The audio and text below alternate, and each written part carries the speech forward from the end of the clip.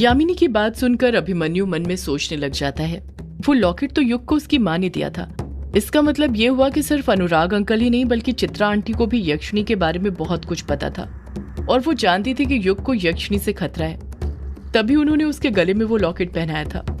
यामिनी फिर बोल पड़ती है, जब मैं आपको कुछ नहीं कर पाई तो फिर मैं आपको ग्रेवयार्ड कोठी ले गई जहां पर आपके दोस्त शराब के नशे में डूबे हुए थे।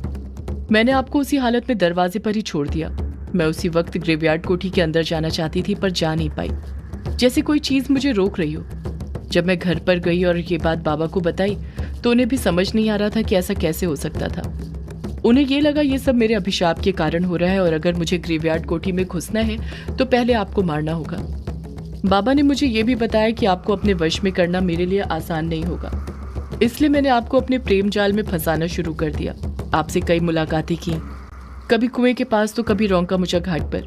मैं कभी आपके दोस्तों के सामने नहीं आना चाहती थी क्योंकि मैं जानती थी जिस दिन मैं उनके सामने आऊंगी मेरा जाल उसी दिन टूट जाएगा।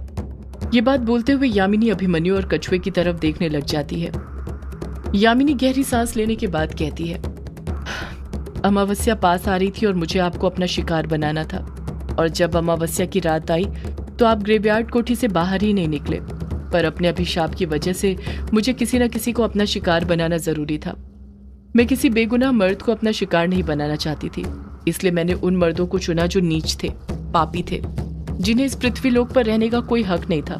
और फिर मैंने मोहित को अपना पहला शिकार बनाया जो एक बहुत बड़ा पापी था। उसके शिकार करने के बाद गांव में हड़कंप मच गया। सबको लगने लग गया कि 13 साल पहले जिस यक्षिणी को ग्रेवयार्ड कोठी में कैद किया गया था वो यक्षिणी आजाद हो गई। उसी यक्षिणी ने मोहित को अपना शिकार बना लिया। पर सच तो ये था कि असली यक्षिणी तो कभी आजाद हुई ही नहीं थी। वो आज भी ग्रेवयार्ड कोठी में ही कहीं कैद है। मोहित का शिकार करने वाली मैं थी। यामिनी की बातें सुनकर युग, अभिमन्यु और कछुए तीनों के होश उड़ गए थे। वो बड़े गौर से यामिनी की सारी बातें सुन रहे थे। यामिनी आगे कहती है, पहला शिकार करने के बाद ही मेरी शक्तियां भी बढ़ गई थी और उसके साथ मेरे अंदर की हवस भी। युग बाबू, मुझे जल्द से जल्द आपका शिकार करना था और फिर मैंने अष्टमी की रात चुनी। आपको नृत्य सिखाया ताकि अष्टमी की रात आप ग्रेवयार्ड कोठी से बाहर निकले। आपको नृत्य सिखाने का एक कारण यह भी था कि मैं आपके और करीब आना चाहती थी ताकि आप पूरी तरह मेरे मोह में लिप्त हो जाएं, और वैसा ही हुआ। पर अष्टमी की रात नृत्य करने के बाद जब मैं आपको रोंका मुचा घाट पर ले गई तो वहां पर रतन पाली आ गया और मुझे छुपना पड़ा। पर आपके जाते ही मैंने उस रतन पाली को अपना शिकार बनाया क्योंकि मैं पूजा की तैयारी कर चुकी थी। आहुति देना जरूरी था। मैंने उस रतन पाली के साथ भी वही किया जो उसके बेटे मोहित के साथ किया था। यामिनी की बातें सुनकर कछुए के पैर डर के मारे कांपने लग गए थे। उसे ये लगने लग गया था कि जब यामिनी को पता चलेगा कि वो, वंदना, अमोदिता और रजनी मिलकर उसके खिलाफ साजिश रच रहे हैं तो वो उनका क्या हाल करेगी। यामिनी युग की आंखों में देखते हुए प्यार भरे अंदाज में कहती है, युग बाबू, जब मैं आपके साथ होती थी तो मुझे आपके साथ एक अपनापन महसूस होता था। आपके साथ वक्त कब बीत जाता था पता ही नहीं चलता था। आप बाकी मर्दों के जैसे नहीं थे। आप में कोई खास बात थी। आपने कभी मुझे उन वासना भरी नजरों से नहीं देखा जैसे बाकी मर्द देखते थे। यही बात मेरे दिल को छू गई और मैं आपसे प्यार करने लग गई। मैं आपके साथ प्रेम का नाटक करने जरूर आई थी, पर कब वो प्रेम हकीकत में बदल गया पता ही नहीं चला। प्रेम होता ही ऐसा है, कब हो जाता है पता ही नहीं चलता है। जब आपको और करीब से जाना तो पता चला कि आप भी मेरी तरह कई दर्द से गुजरे हैं। माँ बाप का प्यार आपको भी नहीं मिला था और मैं आपको अब और तकलीफ नहीं देना चाहती थी। आप एक नेक इंसान हैं और मैं आपको मारकर पाप भोगना नहीं चाहती थी। इसलिए मैंने फैसला कर लिया था कि मैं आपको अपना शिकार नहीं बनाऊंगी। इसी बात पर बाबा से मेरा झगड़ा भी हुआ था।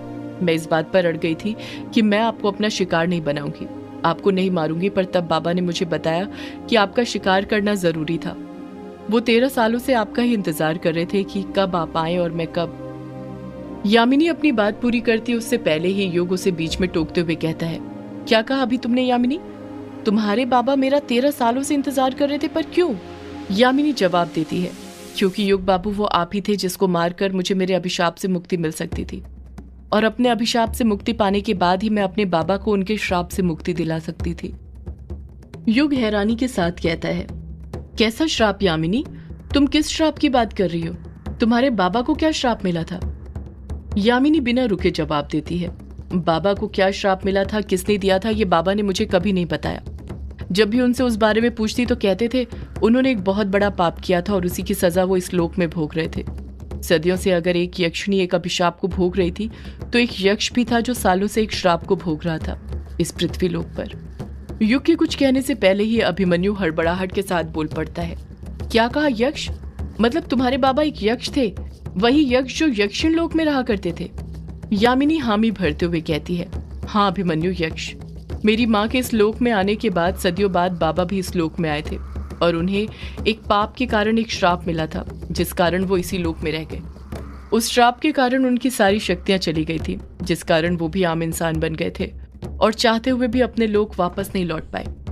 यामिनी नम आंखों के साथ युग को देखते हुए कहती है, बाबा सालों से एक श्राप को भोग रहे थे युग बाबू, जिससे मैं ही उन्हें मुक्ति दिला सकती थी, जिसके लिए पहले मुझे मेरे अभिशाप से मुक्ति पाना जरूरी था। और अपने अभिशाप से मुक्ति पाने के लिए मुझे आपको अपना शिकार बनाना था। सिर्फ मेरे बाबा का ही नहीं, मेरी माँ का भी सवाल था, जो 13 सालों से ग्रेवयार्ड कोठी में कैद है। मुझे मेरी माँ को भी बचाना था। मेरी समझ नहीं आ रहा था मैं क्या करूं। जिस माँ ने जन्म दिया, जिस बाबा ने मुझे पाला, उन्हें चुनूं या फिर आपको? फिर मैंने वही किया जो एक बेटी को करना चाहिए था। मैंने ठान लिया था कि मैं आपको अपना शिकार बनाऊंगी, आपके साथ संभोग करूंगी, आपको मार दूंगी। युग खामोशी के साथ यामिनी की बातें सुनता रहता है। यामिनी आगे कहती है, और फिर देखते ही देखते वो रात भी आ गई जिसका सिर्फ मैं ही नहीं बल्कि मेरे बाबा भी इंतजार कर रहे थे। आप और मैं एक दूसरे की बाहों में समाये हुए थे। आपने मेरी प्यास बुझा दी थी और प्यास बुझाने के बाद मेरी बारी थी आपको मारने की। पर जब मैं आपको मारने वाली थी, मेरी निगाहें आपकी आंखों पर पड़ी और फिर मैंने आपकी आंखों में अपने लिए वो प्रेम देखा जो बाबा की आंखों में भी कभी दिखाई नहीं दिया था। एक तरफ आप थे जो सब जानते हुए भी कह रहे थे कि मुझे मार दो, अगर मेरे मरने से तुम्हें तुम्हारे अभिशाप से मुक्ति मिलती है तो मैं उसके लिए भी तैयार हूँ। यामिनी, मैं तुमसे बहुत प्यार करता हूँ। तो दूसरी तरफ मेरे बाबा थे जो चाहते थे कि मैं आपको मार दूं ताकि मुझे मेरे अभिशाप से मुक्ति मिले और मैं उनको उनके श्राप से मुक्ति दिला पाऊं, उनको वापस से उनकी खोई हुई शक्तियां दिला सकूं। यामिनी आगे की बात कुछ सोचते हुए कहती है, उस रात मुझे मेरे बाबा के प्यार में स्वार्थ नजर आया और युग बाबू आपके प्यार में सच्चा प्यार, क्योंकि जहाँ प्यार होता है वहाँ स्वार्थ की कोई जगह ही नहीं होती है। मुझे लगने लग गया कि बचपन से लेकर मुझे बड़ा करने तक बाबा का उन सब चीजों के पीछे स्वार्थ ही छुपा हुआ था। वो चाहते थे मैं कब बड़ी हूँ और उन्हें उनके श्राप से मुक्ति दिलाऊं, इसलिए मैंने अपना फैसला बदल लिया था। युग बाबू, मैं आपको नहीं मारना चाहती थी, पर आपने मुझे कसम दी, हमारे प्यार की कसम, और हमारा प्यार झूठा नहीं था, गंगा की तरह पवित्र था, इसलिए मैं आपको मारने वाली थी। पर मैं आपको मारती उसी वक्त एक काले पोशाक वाले ने पीछे से पहले ही मुझ पर हमला किया और फिर आप पर हमला किया। युग खामोशी रहता है। यामिनी की पुरानी बात याद कराने के कारण युग की आंखों के सामने भी वो पल गुजरने लग गए थे, उसे बीते पल याद आने लग गए थे। यामिनी अपनी बात आगे जारी रखते हुए कहती है, उस काले पोशाक वाले को ये बात अच्छे से पता थी कि अपने अभिशाप के कारण मेरे अंदर डायन के गुण थे, इसलिए उसने मुझ पर क्रकड़ से वार किया था। मेरी चोटी काट दी थी, जिस कारण वहीं पर मैंने अपना दम तोड़ दिया।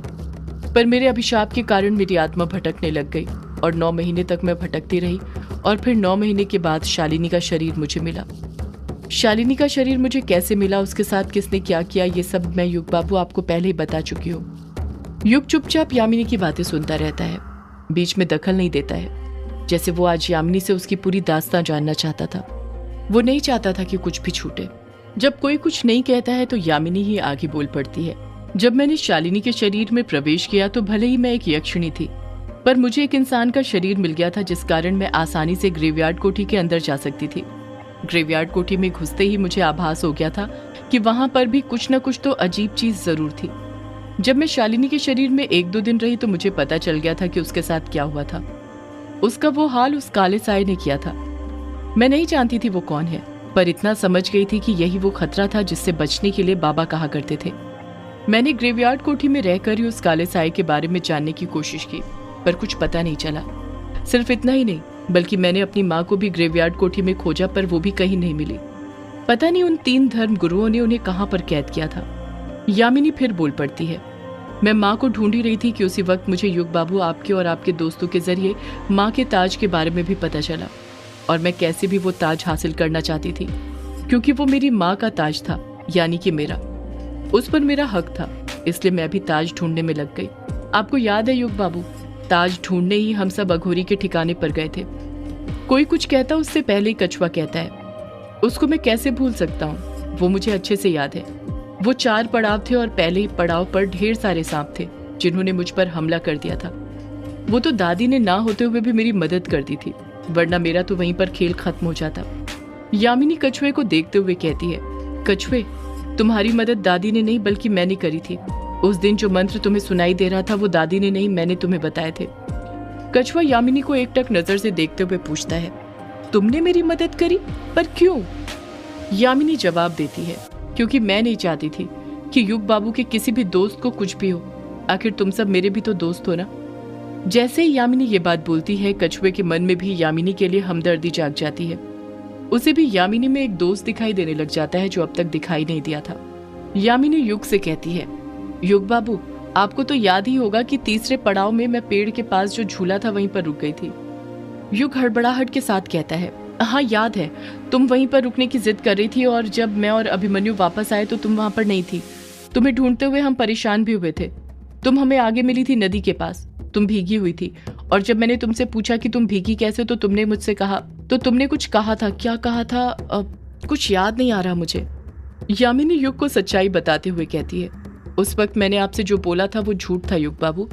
सच तो ये था कि जिस चौथे पड़ाव से झुमका ना होने की वजह से आप वापस आ गए, मैं उसके आगे भी गई थी। वहां पर जाने का एक और रास्ता था जो नदी से होकर जाता था। नदी के अंदर उसी जगह पर अनंत संदूक रखा हुआ था, वही अनंत संदूक जिसमें मेरी माँ के सारे गहने रखे हुए थे जो उस अघोरी ने उनसे युद्ध के दौरान छल से छीन लिए थे। मुझे लगा उसी के अंदर मेरी माँ का ताज भी होगा। मैंने मंत्रों की शक्ति से उस अनंत संदूक में अपनी माँ का ताज ढूंढने की कोशिश की, पर वो वहां पर भी नहीं था। और फिर मैं नदी के पास आकर ही आपका इंतजार करने लग गई, जहां से हमने सफर तय करना शुरू किया था। यामिनी आगे कहती है, जब वहां से हम वापस आए तो ग्रेवयार्ड कोठी में अघोरी मूर्ति रूप में मर चुका था। आप सभी को लग रहा था कि मैंने यानी यक्षिणी ने उस अघोरी को मारा है, पर मैंने उसे नहीं मारा था। उस काले साए ने उस अघोरी को मारा था।